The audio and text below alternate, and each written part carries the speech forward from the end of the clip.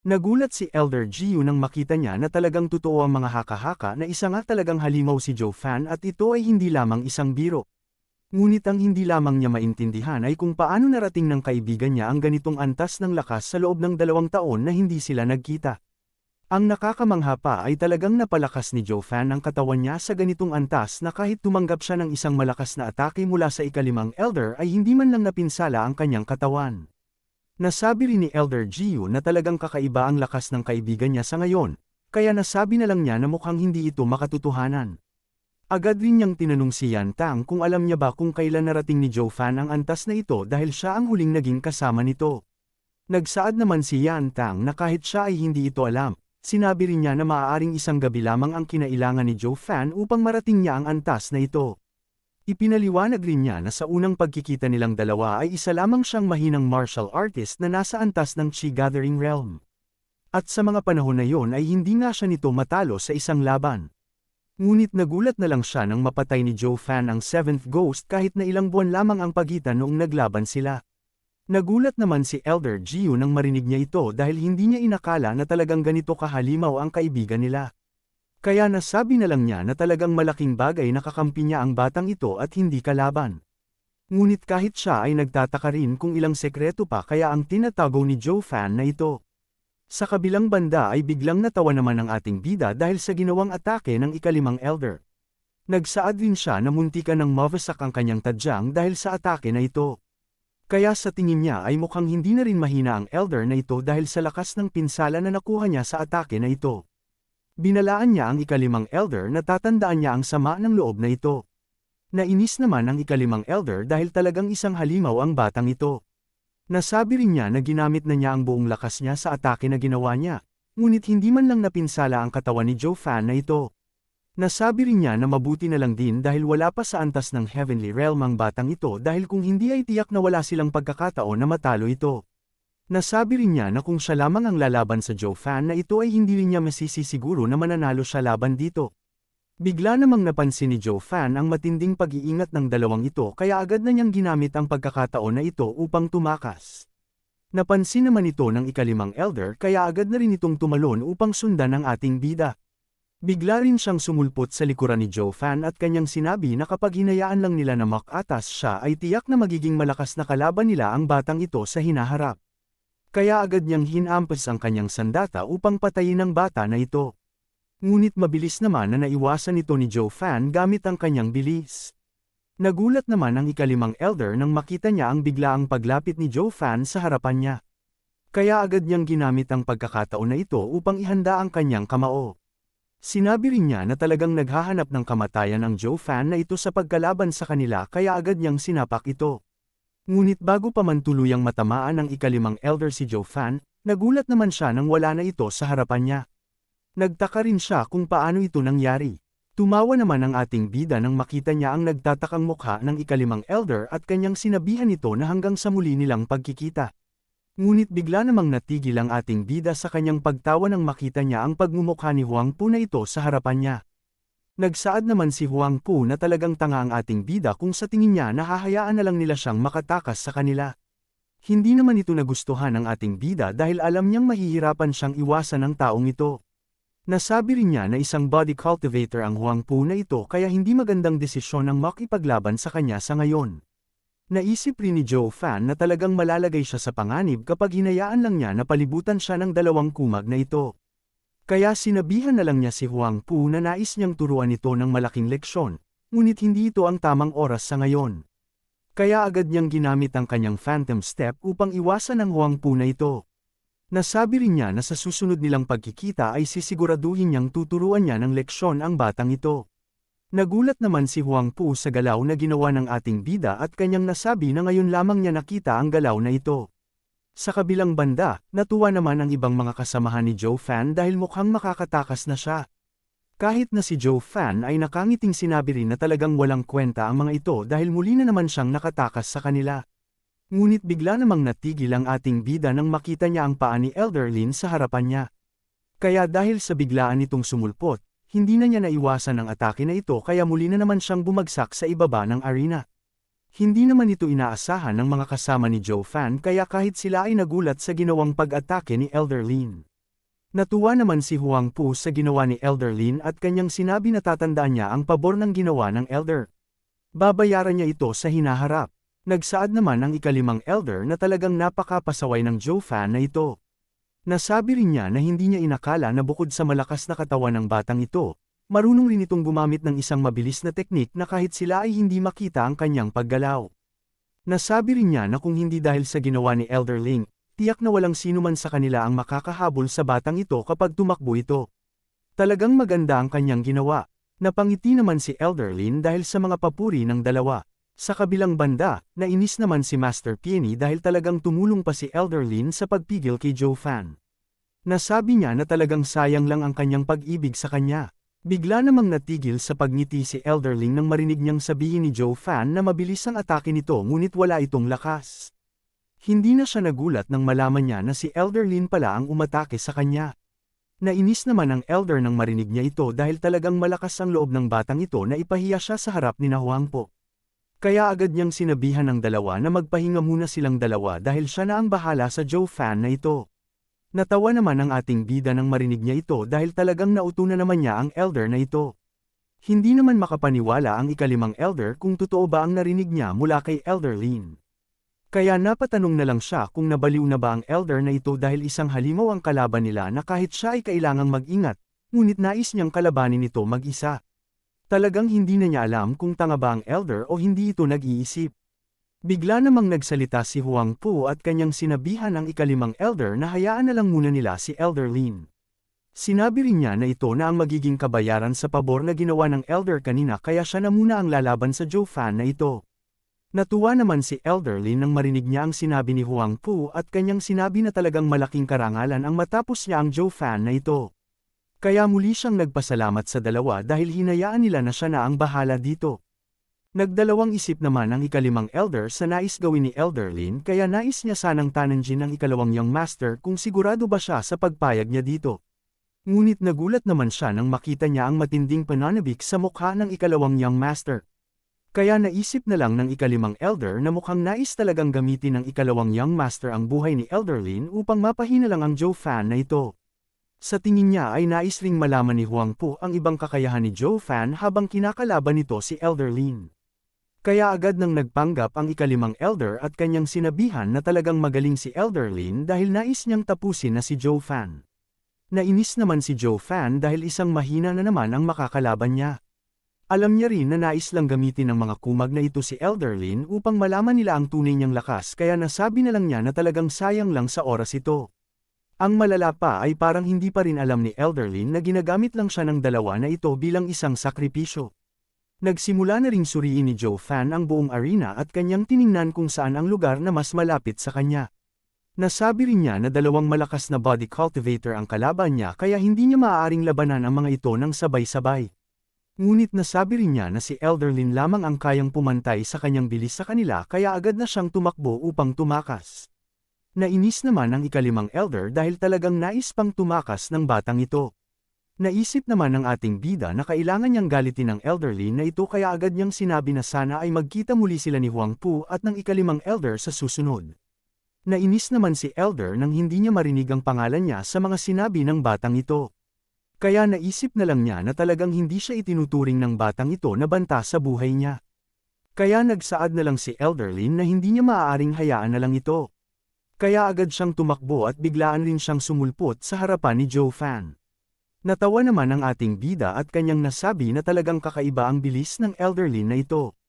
Ngunit sayang lamang dahil wala itong malakas na katawan kaya madali lamang niya itong matatalo sa laban.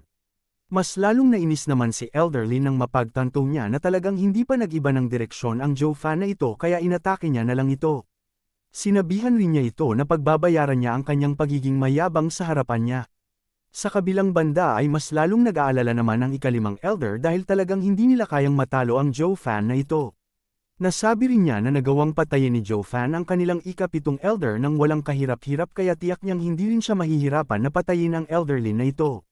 Bigla naman siyang napatigil sa kanyang pag-iisip nang bigla siyang sabihan ni Huang Pu na oras na upang umatake silang dalawa. Nagtaka naman ang ikalimang Elder dito at kanyang sinabihan na kahit puntahan man nila si Elder Lin ay hindi nila ito maliligtas. Nagsaad naman si Huang Pu na hindi nila ililigtas ang elderly na ito. Sinabi rin niya na kahit mahina ang katawan ni Elder Lin ay tiyak na makakagawa pa rin ito ng sapat na oras upang pabagalin si Zhou Fan kaya ito na ang magiging pagkakataon nila upang umatake. Natuwa naman ang ika-5 elder nang marinig niya ito kaya agad na niyang sinabi na kung ganon ay gagawin na nila ito. Napansin naman ni Zhou Fan na tama nga ang hula niya na sinundan siya ng 2 kumag na ito. Bigla namang nakalapit si Elder Lin sa harapan ni Zhou Fan at kanyang sinabihan ito na huwag siya nitong pansinin. Aga rin niyang sinuntok ito ngunit nagulat na lang siya nang nawala ang katawan ni Zhou Fan. Bigla namang sumulpot ang ating bida sa likuran ng elder kaya nagulat na lang ang elder nang maramdaman niya ito. Kahit na si Huang Pu ay hindi rin makapaniwala na naiwasan ni Zhou Fan ang mabilis na atake ni Elder Lin kaya talagang nagtataka siya kung ano ang galaw na ito. Tumawa naman ng malakas si Zhou Fan at kanyang sinabi na hindi siya tanga tulad ni Elder Lin. Kaya hindi niya hahayaan na mapabagal siya ng insekto na ito upang mabigyan sila ng pagkakataon na maatake siya. Kaya nagsaad na lang siya na talagang napakasimple lamang ng plano ni Huang Pu. Nainis naman si Huang Pu dahil talagang napagtanto ni Zhou Fan ang kanilang balak gawin. Sa kabilang banda ay nagulat naman si Yantang nang mapagtanto niya na ginagamit lang pala ni Huang Pu ang elderly na ito upang mapabagal si Zhou Fan. Ngunit dahil sa pagiging matalino ni Zhou Fan ay napagtanto niya agad ito kaya naiwasan niya ang plano na ito. Kahit na si Elder Jiu ay muli na namang namangha sa kakayahan ni Zhou Fan dahil talagang nalaman niya ito agad kahit na walang tigil siyang inaatake ni Elder Lin. Natuwa naman ang ating bida at kanyang nasabi na kulang pa ang pang-iinis na sinabi niya. Kaya muli niyang sinabihan si Elder Lin na talagang malakas ang loob niya kahit na siya ay isang insekto lamang dahil talagang naghahabol pa ito sa kanya. Mas lalong nainis naman si Elder Lin nang tawagin siyang insekto ng kumag na ito, kaya agad na naman siyang umatake at kanyang sinabihan na tuturuan niya ng leksyon ng ating bida upang hindi na siya maliitin ng batang ito. Nagtaka naman si Huang Pu kung bakit umatake ulit si Elder Lin dahil alam niyang hindi nila maabutin ang Zhou Fan na ito sa himpapawid. Naisip naman ni Zhou Fan na mukhang hindi na siya maabutin ng dalawang ito kaya mabuti pang labanan na lang niya ang Elder Lin na ito. Naiwasan rin niya ang suntok ni Elder Lin at kanyang sinabihan ang matanda na sa ngayon ay siya naman ang mawawala ng buhay. Agad na niyang ginamit ang kanyang mga pakpak upang atakihin ang matanda na ito. Nagsaad rin siya na ito na ang magiging katapusan ng insekto na ito. Hindi naman natakot si Elder Lin nang makita niya ang atake ng ating bida. Nagsaad rin siya na kahit gaano pa kalakas ang atake ni Zhou Fan, wala pa rin itong magagawa sa kanya kung hindi ito tatama. Kaya agad na ginamit ni Elder Lin ang kanyang buong bilis upang iwasan ang atake na ito. Nagulat naman si Zhou Fan dito at kanyang natanong kung paano ito naging posible. Bigla ring sumulpot si Elder Lin sa harapan niya kaya nasabi na lang niya na mukhang nag-teleport ang Elder papunta dito. Pagkatapos nito ay agad naman na sinuntok ni Elder Lin sa mukha ang ating bida. Ngunit dahil sa sobrang hina ng atake na ito ay hindi man lang napinsala ang kamay ni Zhou Fan. Nagsaad din siya na kahit gaano pa kabilis ang matanda ay wala pa rin itong epekto sa kanya dahil ito ay mahina lamang. Hindi naman ito pinansin ni Elder Lin at kanyang sinabihan na titingnan nila ngayon kung saan ang hangganan ng pagiging mayabang ng ating bida. Kaya agad na siyang nagsagawa ng ilang magkasunod-sunod na suntok sa ating bida. Nainis na sinabi naman ng ating bida na tigilan na ni Elder Lin ang pag-aaksaya ng kanyang oras dahil hindi pa rin siya mapipinsala sa mga atake nito. Ngunit bigla namang nagulat si Zhou Fan nang bigla niyang naramdaman ang malakas na suntok na pinakawalan ni Elder Lin. At dahil sa hindi niya ito inaasahan, ay napaatas na lang siya ng malakas dahil sa suntok na ito. Isang malaking pagsabog rin ang naging resulta ng atake na ito. Kaya nagulat na lang ang mga kasamahan ni Zhou Fan dahil hindi nila inakala na malakas pala ang Elder na ito. Kahit na si Huang Pu ay hindi rin makapaniwala na nagawang pabagsakin ni Elder Lin ang halimaw na ito. Kahit na ang ika-5 Elder ay hindi rin makapaniwala sa lakas ng suntok na ginawa ni Elder Lin, kaya napatanong na lang siya kung talaga bang mahina ang Elder na ito. Agad naman na tumayo ang ating bida mula sa mga malalaking bato at kanyang nasabi na talagang minaliit niya ng todo ang Elder Lin na ito. Tumawa rin siya ng malakas at kanyang sinabi na ngayon ay kailangan niya ng magseryoso sa laban na ito. Sinabihan rin niya ang Elder na talagang nagulat siya sa ginawa nito kaya hindi na niya ngayon ito mamalitin. Tumawa naman dito ang Elder at kanyang sinabihan na dapat lang itong gawin ng ating bida. Nagsaad rin ng Elder na ang kanilang sektang isa sa pinakamalakas na pamilya sa Seven Bulba family kaya huwag niya dapat maliitin ito. Ngunit sa loob ng isipan ni Elder Lin ay talagang naramdaman niya ang sakit sa kanyang kamay matapos niyang suntukin ang katawan ng batang ito. Kaya napatanong na lang siya kung talaga bang isang tao ang bata na ito. Nasabi rin niya na isang malakas na suntok lamang ang ginawa niya ngunit muntikan ang ikawasak ito ng kamay niya. Kaya talagang nasabi niya na hindi na niya kayang sumuntok pa ng ganito kalakas sa kanya. Tumawa naman ng malakas si Huang Pu at muli niyang pinuri ang elder dahil sa pinakita nitong lakas. Nagsaad rin siya na talagang kakaiba ang pinakita ni Elder Lin kaya nirerespeto niya ito. Naisip rin ni Huang Pu na dahil malakas naman pala si Elder Lin ay tiyak nas magtataas ang pagkakataon nila na matalo ang Zhou Fan na ito. Kaya nagsaad siya na dahil alam naman nilang malakas si Elder Lin ay kailangan na nila ngayong magtulungan upang mas mabilis nilang matalo ang batang ito. Sumang-ayon naman ito ang ika-5 elder. Nagsaad din sila na kung siya lang mag-isa ang lalaban ay tiyak na matatagalan sila bago mapatay ang Zhou Fan na ito. Kaya hiniling ng dalawa na hayaan sila ni Elder Lin na tumulong sa laban na ito. Agad naman na sumang-ayon dito si Elder Lin at kanyang sinabihan rin na hanggat nandito siya ay hindi makakatakas ang Zhou Fan na ito dito. Mas lalong natuwa naman si Huang Pu at kanyang nasabi na sang-ayon ay talagang madali na nilang mapapatay ang mayabang na ito. Kaya agad na niyang tiningnan ito upang malaman niya kung ano ang nais nitong gawin. Napaisip naman ang ating bida na mas lalong naging mahirap pa ang sitwasyon na ito para sa kanya dahil sa biglaang paglakas ng Elder Lin na ito. Nasabi rin niya na hindi rin niya maaaring baliwalain ang dalawang kasamahan nito dahil ang mga ito ay body cultivator na may kakayahang makipagsabayan laban sa kanya. Kaya alam niyang kapag nagdesisyon ang tatlong ito na sabay na umatake ay tiyak na matatalo siya ng mga ito. Ngunit naisip rin ng ating bida na maaari niyang subukan ulit ang kanyang plano na subukan patayin ang pinakamahina sa kanila. Kaya nasabi niya na kailangan niyang galitin ulit si Elder Lin na ito upang mapatay niya ito mag-isa. Agad na niyang sinabihan ito na talagang nabuksan ang kanyang mga mata dahil sa pinakitang lakas ni Elder Lin. Nagsaad rin siya na talagang isang malakas na martial master rin ang matanda na ito na hindi bababa ang antas sa kanila ni Huang Pu at ng ika-5 elder. Tumawa naman ng malakas si Elder Lin nang marinig niya ito, sinabihan rin niya ang ating bida na huli na ang lahat kung nais niyang humingi ng tawad dahil hindi niya ito tatanggapin. Nagsaad naman si Zhou Fan na hindi rin naman niya gagawin ito kahit pilitin man siya ng mga ito. Nagsaad din siya na kumpara sa ibang mga pamilya, talagang hindi lang kilala ang kanilang sect na Mary Woods. Kaya hindi na siya nagkaroon ng mataas na ekspektasyon na malakas si Elder Lin dahil walang reputasyon ang kanilang pamilya. Hindi naman ito nagustuhan ni Elder Lin kaya sinabi niya na walang kwenta lamang ang pinagsasabi ng ating bida sa kanya. Nagsaad din siya na ang pamilya nila ay kasing lakas lamang ng ibang pamilya at mataas rin ang kasikatan nito kumpara sa ibang pamilya. Tumawa naman ang ating bida dahil talagang nahulog na naman sa bitag niya ang matandang ito. Kaya nagsaad na lang siya na pag-uusapan nila ngayon kung gaano nga ba kasikat ang kanilang pamilya sa pamamagitan ng isang kanta. Nagtaka naman ang elder sa narinig niya kaya napatanong na lang siya kung ano ang kanta na ito.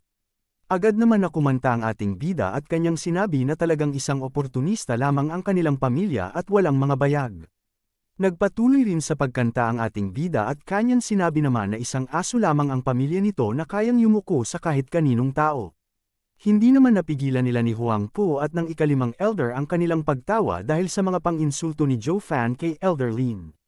Kaya mas lalong nagalit na lang si Elder Lin sa ating bida. Nasabi rin niya na isang walang kwentang haka-haka lamang ang kanta na ito at walang katotohanan nito. Ngunit bigla namang sinabi ng ating bida na ito ay hindi lamang isang haka-haka. Nagsaad rin ng ating bida na dahil mataas na ang kakampi ni Elder, ay mukhang nalimutan na niya ang mga pangako niya kay Master Penny habang parang aso itong nakayuko sa harapan niya. Napatigil naman ang Elder nang marinig niya ang sinabi ng ating bida. Kaya napatawa na lang si Elder Yan dahil talagang nauto ng batang ito ang Elder. Naisip rin niya na ang pakikipaglaban ng elder na ito sa salita laban kay Zhou Fan ay talagang magreresulta lamang sa isang pagkatalo. Kahit na ang mga kasamahan niya ay hindi rin mapigilan ng pagtawa dahil sa mga insultong sinabi ng ating bida. Kaya agad na ring umatake si Elder dahil sa sobrang galit nito. Nagsaad din siya na kung hindi niya ngayon makukuha ang ulo ni Zhou Fan ay wala na siyang mukha na ihaharap sa kanilang pamilya. Naging seryoso naman ang ating bida at hinayaan lamang niya na tamaan siya ng atake ng matandang ito. Agad din siyang gumawa ng distansya upang maghanda muli, ngunit nagulat na naman siya nang makita niya ang muling pag-atake ni Elder Lin sa kanya. Hindi naman niya ito naharang na siyang nagdulot ng pagkabasag ng kanyang katawan sa dulo ng arena. Nilapitan ni Elder Lin ang ating bida upang patayin ito, kaya nang makita niya na hindi na ito gumagalaw, ay nagdesisyon na si Elder Lin na tapusin na ang buhay ni Joe Fan. Muli niyang ginamit ang kanyang malakas na sipa. Hindi na kailag ang ating bida sa atake na ito, kaya nataman siya nito sa kanyang sikmura. Isang malakas na pagsabog rin ang naging resulta ng atake na ito.